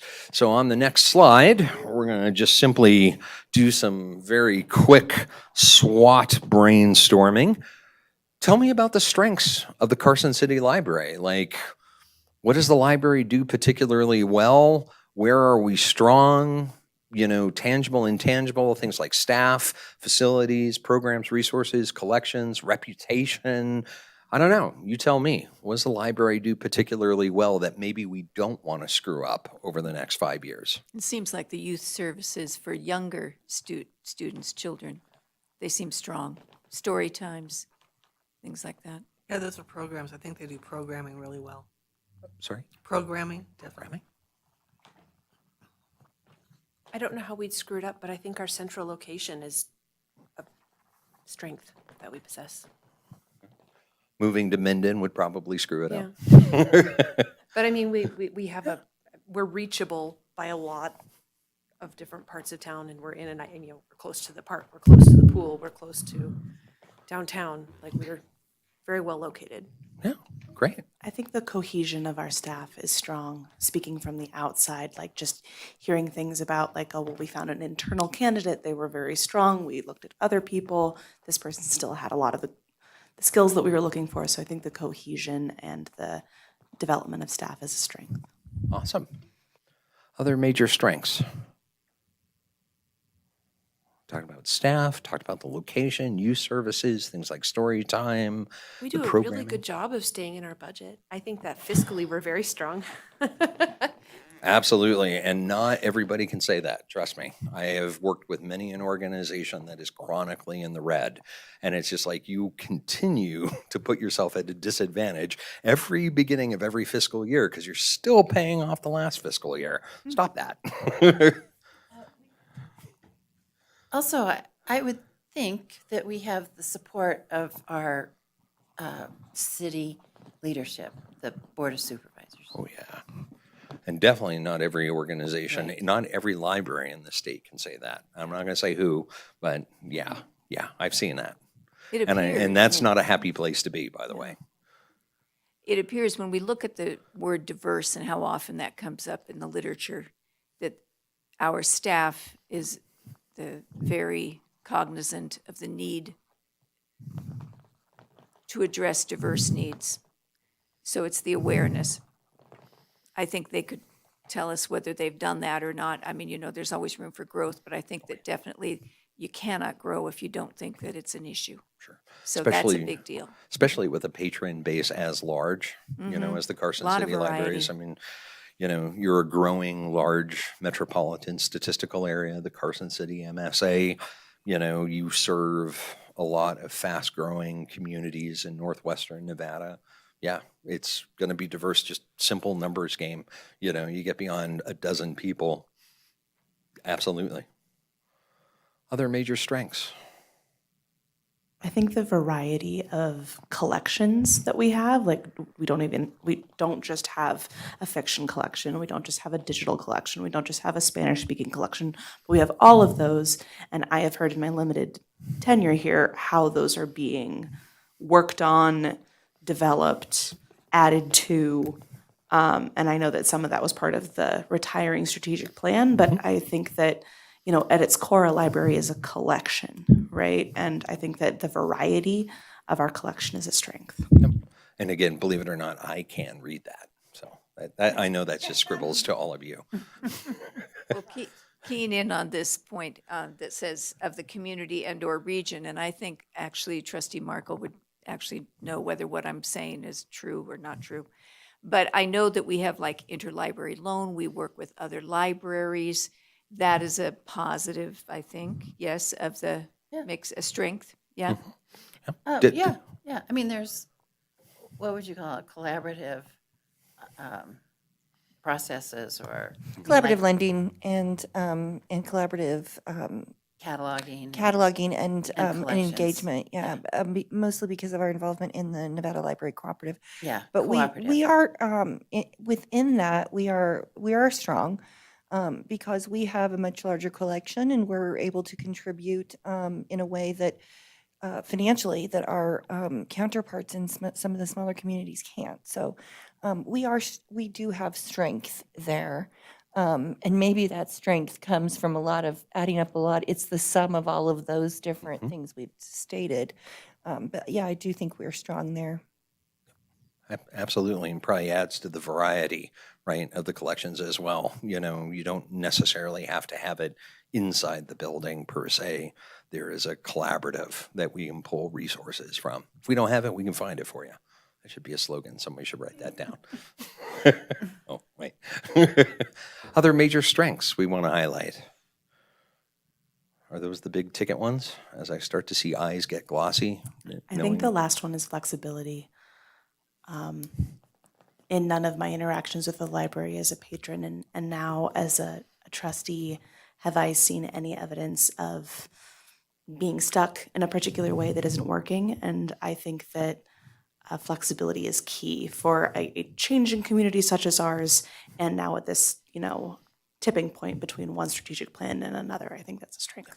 Oh, yeah. And if the last 5 years taught us anything, you better be flexible or you're just going to run smack into a brick wall, like period, end of story. Other major strengths, or do we want to talk about the deficiencies for a second? That's usually where we get all the participation. Weaknesses. I don't know if you want to step outside for a second. You don't need to hear this. No. It's part of the honest conversation with ourselves, right? Like you can't fix the problem and problems until you identify them. And there are zero perfect organizations on the planet. There is no such thing as a perfect organization. There's always challenges. There's always going to be some weaknesses and deficiencies. Another thing to think about weaknesses, this is the stuff that we do want to positively change, right? That we think we have a fighting chance and could really improve and result in some value. So what are the weaknesses? What are the big ticket ones we should be focusing on? Aging technology Okay. that was intended for the patrons, but hasn't been, for whatever reason, renewed or purchased new. I imagine Like money is older part of that. computers and things like that. Aging infrastructure in general, and we've talked about our building and how our hands are tied there, but Such a nice way to put it. it Aging warrants being said, infrastructure. aging Or infrastructure. I would just say old building. That's okay. It's okay to say it. Simultaneously true. I'll tell you, Interest- it's been said multiple times over the last 5 years. Like, and maybe you don't solve it in the last 5 years. Maybe you don't even solve it in this 5-year period. But you keep saying it, right? You keep making it a point and saying this is something eventually we're going to have to deal with. And the longer we wait, the more challenging it is. So, Well, old building, that's fine. One reason why this is important because, we talk about support of the Board of Supervisors, but, they should be seeing this also. And if if they keep hearing old building, Yeah. old building, old building. Maybe they'll just write a check to shut you up. Yeah. Who right. knows? Right. I mean, it's it's kind of scaffolding in a way to try and move up a bit. Yeah. I don't know if any of you have seen Shawshank Redemption. It's one of my Yeah. favorite movies. But there's that scene where he finally gets, money and books for a prison library. And it was pretty much the legislature just got him a check to shut him up. We're tired of the letters, and what did he care? The reason he got the library, right? Sometimes that's what's come down to. And your strategic plan is a public document, right? You're not the only ones that are going to read it. Hopefully the Board of Supervisors, the state library, patrons themselves might pick up a copy and be like, oh, I didn't think about that. So, yeah. To Staff build on that- turnover. Oh, sorry. Staff turnover. Ooh, oh. Definitely. Welcome to the number one challenge in the state of Nevada. Related to that, availability of suitable candidates. I'm sorry? Availability of suitable candidates, yeah. Yeah. Related to the older building, it's unclear to me when someone says that, why that's a problem. I think that if we want change, then we have to be specific. What's wrong with the building? What is it not doing that we need done? Just because it's of a certain age does not inherently make it bad. Yep. So I think that if we want change, then we would have to be much more clear about why and what it is. Well, I think that's why aging infrastructure really works because Yes, the but what is- bathrooms are old. Well, that's what we need plumbing is to, old. We can't what does put that in- mean? Because you Right. go in that library and it's working. I can go in there and I can get books and kids are reading and story time is happening and people are on the computers. If the walls are X number of years old, it doesn't matter. So if we want someone to get, giving us money, saying, yes, I hear what's wrong, us just saying it's old Right. is not enough. I think we need to be specific. Well, I don't think that I could do that. You could say limited space. Words out of my mouth. But then you would want later at some time, maybe not tonight, to delineate space for what? Because what is it that the programming says, I'd really like to, oh, yeah, but, Right. so we would need to be more clear Right. about what we really need and And want. things will flesh out in the workshop. So like Today. dedicated story time area, dedicated Lego area, dedicated or expanded maker space, but yeah, the specifics, right? And, it's probably not great for patron usage if the ceiling is collapsing and falling on them because it presents a safety concern. Are the bathrooms accessible? Because that's an issue. Are there ADA compliance issues? And yeah, old buildings are great, but old buildings suffer from they were built prior to the Americans with Disabilities Act, and it is super expensive to retrofit. And you're going to spend the money one way or another, right? You want to spend it on a ramp, or you want to spend it on a building that is by design compliant. We just had this issue at UNR with our old business building, the Ansari business building, built in the 1970s. We just moved into our new $160 million spaceship, John Tulloch business building. None of us are sad to see Ansari go because it had those issues, right? There was no space for Yes. faculty. There were no space for students. There was no engagement space. The labs were horrific. The building was collapsing. It was unsafe. Elevators didn't work. But those I go on and on. specifics are what makes it happen. And just saying it's old does not make it happen. Did you have enough outlets is my question. Pardon? Did you have enough outlets? That's, Yeah, I was going to say. let me get very specific on that. The, and now I don't want to say the word old, but the aging technology infrastructure, not just the Yep. infrastructure of the building, but the Right. aging technology. And not just the aging Infrastructure. tech, but the infrastructure that supports the technology. Right. Yep. Right. Yep. The outlets, the, The Charging routers, stations, yeah. charging stations, yeah. The And that's networks, something that we don't think about as well. It's one thing, to park a Bugatti in the driveway. Will it fit in the driveway? Congratulations, you just spent $3 million on a supercar that you cannot park in your driveway because the infrastructure isn't there to support it. So excellent point. Excellent point. And if you're doing stuff in the maker space, the equipment, the machinery there, it has specific power needs. I mean, that equipment, and in old, quote unquote, older buildings, you wonder if you're going to plug something in and it's going to go sparky and fry your $150,000 brand new piece of equipment. And it's just like, well, I guess we didn't do any good there. Other major weaknesses before we turn to the happy stuff. I think that when we look at the weaknesses, I can tell you I'm a little tired now, but if you think back on that, probably like 5 chart papers ago, maybe one of the first ones, and we were talking about things that, we could, those things could be into the weaknesses, which is, do we have the community backing of a broad base? Is it growing? I'm not sure it is. I think it's not growing much. It's growing a little. But I don't know that. So there are those kinds of, that is a potential weakness, the perception of our community, right? Of the value of what we do and who we are. I think we mentioned communication a lot earlier, and I don't necessarily think that's a weakness, but I think that the scope of it is not always being met. So we can add like the full scope of who we need to communicate with and how often that needs to happen, and are the staff there to do that? I think is probably tied into what we talked about earlier. Yeah. The who, the frequency, the scope of. Yeah, absolutely. And again, as I said, it's one of those things that you just never do enough of. You're never going to satisfy the demand of a public entity in terms of communication. And your community is changing constantly. You just think you figured out who you're communicating with. Guess what? It changed instantaneously.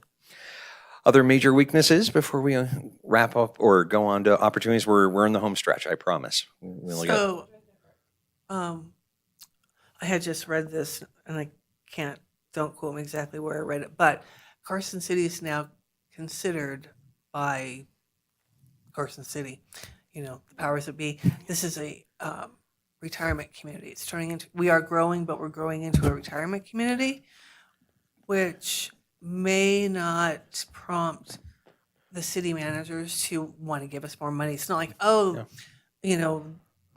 we're growing and there's a bunch of kids. I mean, look at the high school. They refuse to build a second high school. So I think that would be a major weakness. Very How we're well. perceived. Yeah. About that perception thing, absolutely. And that's why we pull a mountain of socio-demographic, economic, and housing data, either to confirm that or maybe to push back on a little bit. But yeah, Carson City's median age has been increasing, not decreasing. And it's a problem in the entire state, really.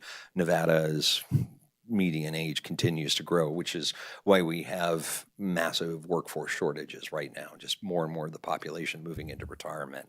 And we keep bringing companies to the state. You know, I'm involved with the lithium loop through the Nevada Tech Hub, and I'm like, we need to find 50,000 workers for 50,000 new jobs in this industry in the next 5 years. I'm like, I don't know where the heck we're going to find it. So that is a weakness. Like if you're moving in that direction, it becomes a perception issue, but also a resource pool. You know, and then you start also competing, you know, with other entities in that space, senior centers, retirement communities, and now. Yeah, it becomes an issue for sure. But isn't that not also in the opportunity that we maybe have this different demographic that we could expand services for or find ways to serve better? Maybe it's like an untapped market for us. Absolutely. Speaking of opportunities, good transition, thank you. Any other major opportunities? So sure, changing demographics can lead to new opportunities for the library to serve different populations with new resources. Other major opportunities, the things out there that could happen that could be super advantageous for us? Well, you just mentioned the workforce development and the need for it. It could be something where we, in partnership with other entities in Carson City, become part of a strong workforce development situation. Yeah, if you all could solve the workforce development problem in the state. I didn't say solve it. Hey, if you make any measurable forward progress, you get Nobel Prizes, every single Ooh, one score. of you. Honestly, like the public sector is screaming for it at the top of their lung. Nevada has the tightest labor market in the country. If you look at the data, it is just, there's just not enough bodies to go around. But our unemployment is insane. Yeah, It's unemployment really is high. weird. There's a real disconnect, but part of that is an aging demographic that haven't necessarily hit retirement, but they've decided to maybe start To pulling stop back working. from the workforce, right? They're in the 55 to 60 bracket, and they're kind of like, well, Well, and I would say that workforce development isn't just having enough butts and seats. It's about having the workforce that is developed in terms of skills to do the work that's needed. So skilled labor is where there's a we have a major- massive gap. mismatch right now. In fact, I met with David Schmidt, who's a chief economist at DETR, the Department of Employment and Training Rehabilitation. And here's part of the tightness. Like Nevada is also the only state where the unemployment rate has increased at the same time that the number of new job openings across the state has increased. So there's clearly a real mismatch between the workforce you have and the workforce you need. And that contributes to these workforce problems. And this is where libraries become central, is because they can help to a degree realign the workforce with the job openings, right? Or be a central place for people to figure out where the job openings are and where they might be able to fit in. So an opportunity could be that partnership, but it's also that we have a community college here, that we have a lot of populations around us, that we're part of that hub, and working together, we could be a more vital center of that hub, so to speak. It's an overused word. So as an opportunity, our geographic location, as well as the existing structures that provide opportunity for collaboration. Yep. And you got a relatively new president at WNC, Kyle, great guy. Won't speak for him, but he does seem very open to things like that and new partnerships and engagements, wants to leverage the college's resources moving forward. So yeah, it's an opportunity for sure. I'm kind of on the outside edge most of the time, but I think it's an opportunity for the library to collaborate or cooperate or with more of the arts and culture community, you know, a sculpture outdoors that, you know, is reflective of what the library is and can be listed on, you know, these are the outdoor art places in the community, and bring people to, you know, sure, maybe it's probably outside, you know, but that's okay because people would come by the library. So I think that's an opportunity, you know, I know the last time that there was a mural put on the wall, there was some dissension at the Board of Supervisors. And so a little bit more, I guess, well, taking advantage of being part of the arts and culture community, which also brings in the tourism community. And I don't know that you know, I haven't really thought about what kind of opportunities are out there for a library with tourists. But if the area is working to attract tourists, you know, Mark Twain days. I mean, did you have Mark Twain stuff in the library? And you know, I know you've done stuff with Mark Twain, and you know, now we're doing these Mark Twain days. So you know, just that watching for opportunities, I guess, is part of it. So there's a couple things right off the bat. The Department of Tourism and Cultural Affairs, Travel Nevada, just a few blocks down the street from you, have a whole series of programs that they run through libraries in the state.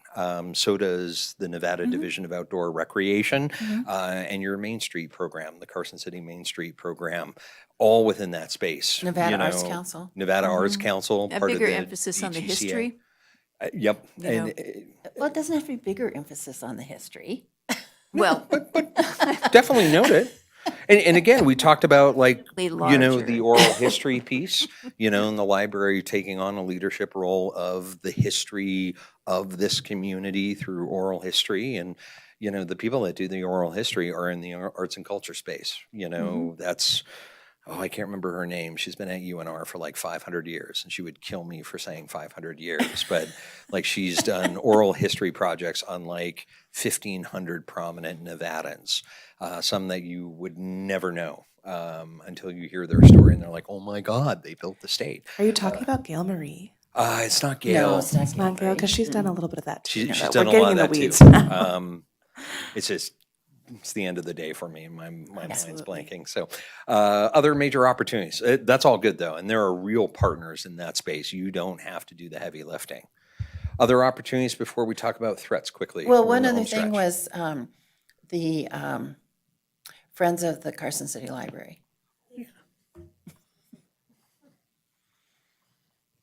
Yep. Probably more utilized. Yeah, I mean, yeah, cooperative. I mean, there was a talk at the library on Tuesday night, an author talk that, you know, the Friends brought in the author, but it was at the library, and there were a lot of people. Yeah. So, Great. What about the threats, the boogeymen, the big bad scary monsters? You know, Uncertainty of funding, yeah.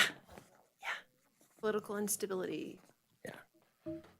it's a giant one. I mean, I haven't told Joy this, but one of our federal grants, the University Center program, back on September 18th, I was notified that EDA had terminated the University Center program, and now I deal with a $165,000 hole in my annual budget because it's post-dated to July 1. So I hear you. Yeah, I think you could summarize with just economic uncertainty.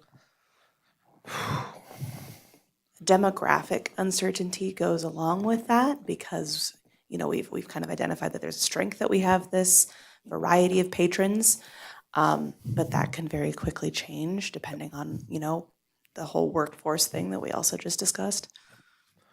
We're fastest growing state in the country, and northwestern Nevada is one of the fastest growing regions. Part of that is the Tahoe Reno Industrial Center, but now industry in Fernley, Dayton, Silver Springs. And where's the population? Where are they going to live? Here, right? So just more people. Well, and that was what I was going to say is actually possibly a threat is a lack of housing. Yeah, I was going to say the street population. Trying to say that in a, a nice way. It may be lack of affordable housing. Yeah, I mean, it's, yeah. There is no nice way of saying it. You just got to be honest, and it may be hard for people to hear, but, yeah, top to bottom. And this may or may not fit into here, but it's something that I think about every single time I go into the library, and it may be something that there's nothing we can do about because of the building. You can go into those stores and you wouldn't even have to go through the metal detectors to pull a gun out and shoot everybody who's standing right there at the desk. I don't like the desk. I don't like where the desk is because of that. So I think safety of the staff, because that's where the staff is, but that's also where people a lot of times ask questions. That's anytime I go into the library, the majority of people, unless it's the kids, but the majority of people are kind of like mulling around there. And that has just always bothered me. Yeah. I call way it you the can life walk in the through. 21st century issues. Like I praise our new business building, but everything's behind a passkey now, and there's a reason why. And it's largely because of what happened at UNLV. We never really thought that these things could happen in Nevada, but here we are. Even if let's say I'm rebuilding it in my mind, and I don't know if we can do this, but even if the desk were like offset over here, so where somebody were to go in and the metal detectors go off, it gives somebody a couple seconds, a minute maybe, to figure out there's a threat, something's going on. Those But aren't again, metal the way- detectors, though, right? Those are Not just any metal those are detectors, book, are those there? are book theft detectors. Those are books. Yeah, those are Metal detectors, that makes me feel worse now. we don't. I mean, You can carry a gun. I mean, no one's going to stop you from bringing a gun This into is the an open library. carry state. yeah. But even if it wasn't, it wouldn't matter. Yeah. Like the reality is like things like But as a publicly funded thing, Yeah. like there's a reason why we don't have certain, like what we would maybe say now as safety features, because like the laws that govern how those things are used and are carried are, set on the books as they are. Maybe a threat is not being able to outrun a bullet. Well, no, like I said, We're not going to do anything about that. I mean, the good they're news all- is I mean, maybe we- being stupid. A threat could be Nevada laws. I know, but I'm not. You know sure, what? I'm not sure that political I want to go. uncertainty. That's the best road to go down. Well, like I said, for I still support. think, Well, Yeah. we can just And say maybe not- political and policy uncertainty. I mean, we know the worst kept secret is we're destined for a special session in a month or so. There's another legislative session in a year and a half. And I mean, I hear this from a lot of local government and local public entities across the state from one day to the next. You never know what the rules of the game are. They shift. And Yeah. there's political and policy uncertainty. And I think that, a threat, I mean, we mentioned that a strength was support of the Board of Supervisors. A threat is the funding from the state. The state is woefully deficient in funding libraries and museums. And I'm sure there's many other things as well. But the state does not provide the level of funding that many other states have access to. Well, not just that, but libraries are not mandated services in Nevada. They are optional. So in those economic hard times, local governments make decisions. Guess what? You're the easy one to cut because you're not a mandated public service like fire protection services, law enforcement services. And we've seen that with other libraries in the state like that don't have a dedicated levy rate. Nye County is unique in that, like the Pahrump Community Library, the Tonopah Library, the library in Beatty, the one in Amargosa, there's a defined mill rate, as part of the ad valorem construction. That doesn't exist in Lyon County. In the last couple budget cuts in Lyon County library system bore the brunt. Just, that's a reality, and it's always a threat. They're supportive today. Tomorrow, well, it's a different story. Other major threats before we finish up for tonight? Just to follow up on what Chairman Nichols was saying, maybe the threat isn't that we don't have metal detectors, and I don't know the answer to this, but do we have plans in place? In schools, there are plans, there are precautions, there are things that we exit out this door, or we don't exit, or X, Y, Z. Is that something that is needed? We have that, Yeah, and we go over it every year. good. I'm glad. That's We good have an to hear. evacuation plan, we have an Maybe active more shooter often than plan. once a year would be good. So Oh, okay. that's what I think. But yes, we do have them, and we have, we're required to have an evacuation plan. And we're required to have continuity of operations, and we're required to have, we have a safety coordinator. Each department has a safety coordinator to make sure that, and we have a biannually, the fire department comes through and makes sure that we're doing everything we need to do. And we're probably due for another active shooter training as well. But we do have a plan. Awesome. I'm glad to hear it. Thank you very much. If there's an advantage of strategic planning, there's one. We answered an important question. But like I say, it's life in the 21st century issues. And it's not just that stuff, it's cybersecurity. Talk to your friends in the state government over the last couple months. It's been a rough little while for them. So, and if it's going to happen, it's going to happen. Like, that's the sad reality of it. You don't know when it's going to happen, if it's going to happen, but when it does, it sucks. So, other major threats, or are we ready to do our final thing? I think we're ready to do the final thing. So last slide, I promise you, and this is short and easy based upon everything that we've talked about today.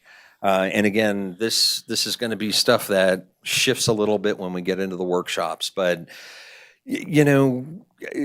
what in your mind are the absolute most important priority, primary issues that the community, that the library must absolutely address over the next 5 years? And again, it could be a resource thing. Like if you want to say, number one, we need more money, there you go. That's number one. Staff, workforce, if that's two, that's on the board. So we don't have to get way deep into the weeds, but again, what are the top things? And we kind of want to keep it to no more than 8. More than that, and then you've prioritized everything and you're going to get nothing done. So limiting it to 8, what are the top issues that we're going to have to deal with over the next 5 years? I'm going with staffing. I think that's huge. We'll put staff on the list unless there's It's an hard objection. every time we need people. Any objection to staffing issues? We'll call it staffing. Number people. I'm going to say community engagement is part of it, because if the community is behind you, they put pressure on people to be supportive of us. They go to the programs, which is going to lead our existing staff to create and to maintain programs. We're nothing without people coming to the library or using the library in some way. I mean, they don't physically have to walk in the door, but I think that that's a paramount. And then, of course, there has to be something for them to do once they get there, which goes to the staffing, and that's good. I was going to say community engagement as well for the same reasons. If you don't have a community, nothing else matters. General agreement there that community engagement goes on. We don't have to rank them today. We won't worry about that. I just want a quick list. So we have staffing issues. Well, and I would just say too, the community engagement, and I'm sure most of the board has heard me say this. I know that the staff has heard me say this a lot. But if we want to make a significant impact on resources and infrastructure, we have to have community engagement, because we have to be able to make the argument that our community is so engaged that we need more space because we are maxing out the number of people we can have in that space. Just to be that's just a very practical example, but we have to be, as I've told the staff, we have to really be bursting at the seams and utilizing the space that we have so well, and doing that, showing that community engagement.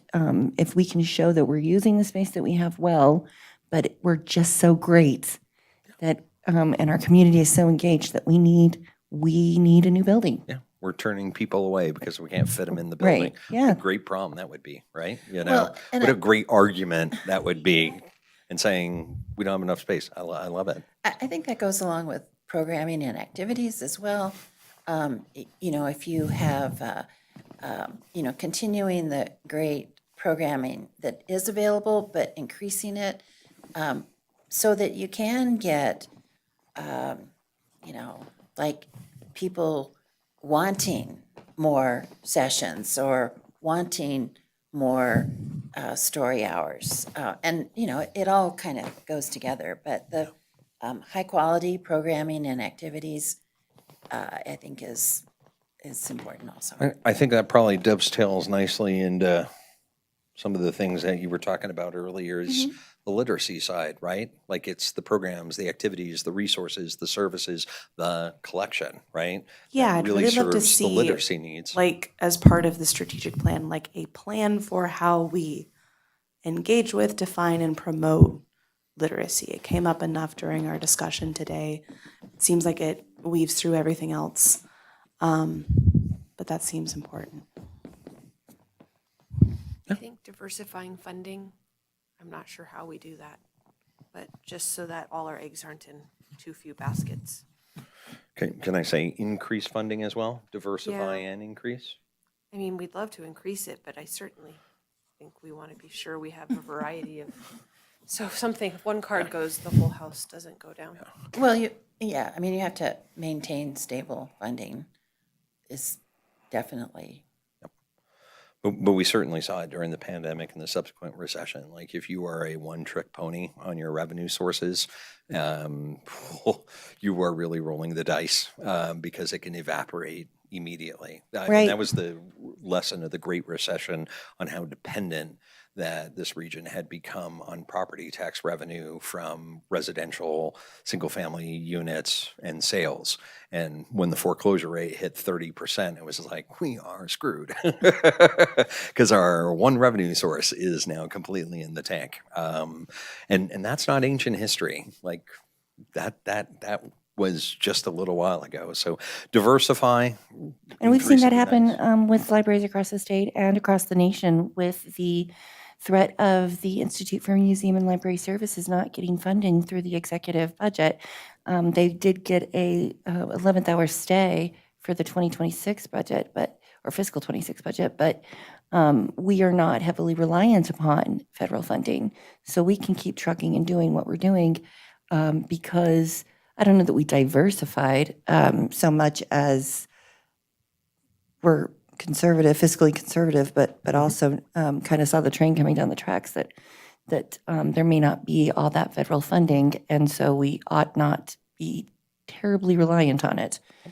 well, diversify can also mean private funding. I mean, it's something nobody ever wants to do, but there's definitely, I mean, Public-private partnerships ain't a four-letter word. Yeah. There's nothing wrong with that. I mean, obviously, Money's all green. many organizations and institutions are going to have to go to a lot of private funding. I mean, we've done that at the university. Yeah. You know, our knowledge center, our new library, well, new-ish, the thing's 20 years old, believe it or not.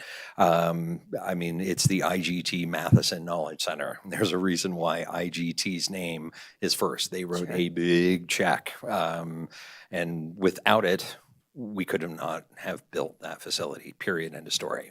Like the days of federal and state money for facilities like that are long gone. So it's an excellent point. Our new business building, $160 million, not a dollar of private or public money went into it. It's all private because that's life.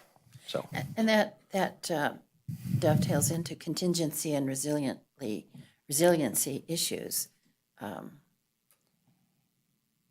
Being able to, plan for or look toward, you don't want to be surprised by, in other words, you want to make sure that you have options in your, in the lineup. Yeah, no, absolutely. Deep bench is better than a shallow bench. Absolutely. Other major priority issues as we start falling asleep. I know we're close.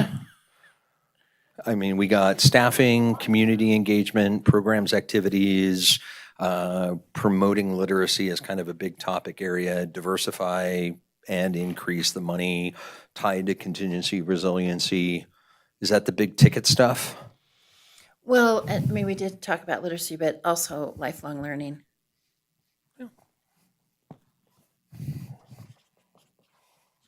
Put it up there. Absolutely. That was a big topic earlier. I think I wrote it in big capitalized letters. Absolutely. Lifelong learning. Anything else? I was like, please shut up, Fred. Did we say diversity? I can't remember if we talked about diversity on there. Diversifying like revenue and No, resources. no, Are no. we? I'm talking the next 5 years. Carson City could change again. Right now, it's considered a retirement community. In 3 years, it might be considered something else. I mean, we just don't know. So we do have to consider that Nevada is ever changing. Yep.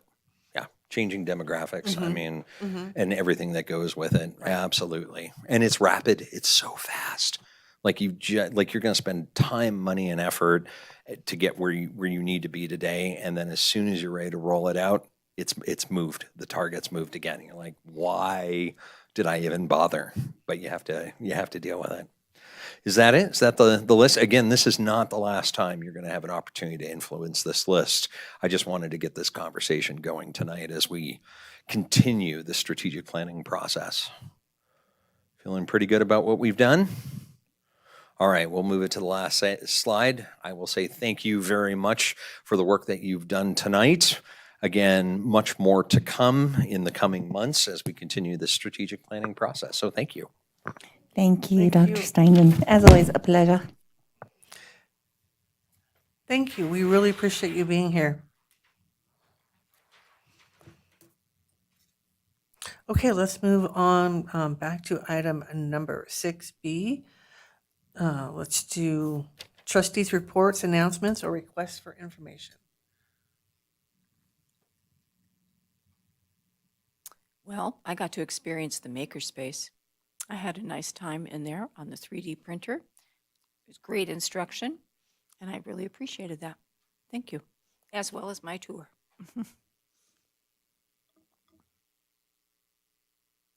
I was just wondering about my request for information last time about the results of the card drive in September. I'm wondering if the data is available today. If not, I absolutely understand.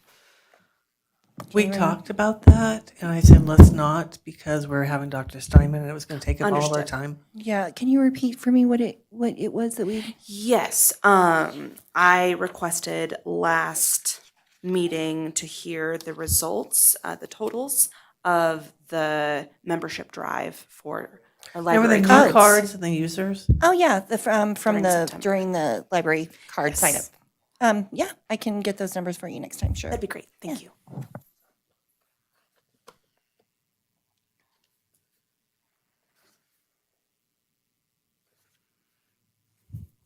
That was my only thing. Okay.